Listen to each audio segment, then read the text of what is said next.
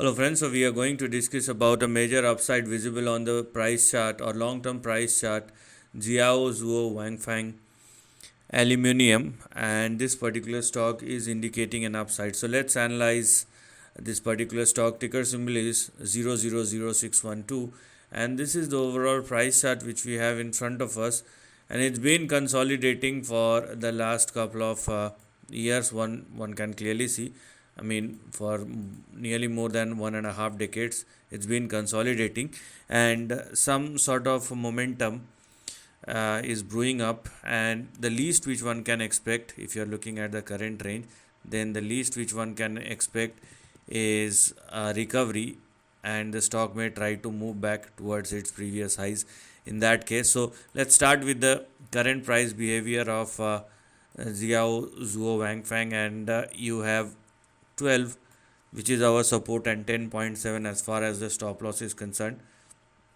Because the stock is trading above 12.76 or 12.8, we have 18, and we also have 38.5 or 38.6 as our target or resistance. So basically what is active is this highlighted section as far as the active range is concerned. What lies beyond 38.6 or 39 is the next big question, and that's where you have your next big swing.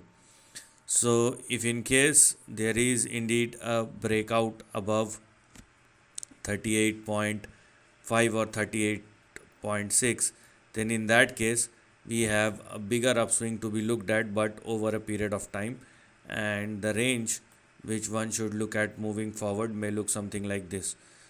So this is what we have here as far as the lower end of the range is concerned, and because the stock has moved quite substantially over a period of time, so if it surpasses all the major levels, major target levels, and most importantly started trading and sustaining above 39, then in that case the next big range which will become active over a period of time may look something like this, and the next big swing may push this particular stock in between 140 and 200 in the upcoming years moving forward.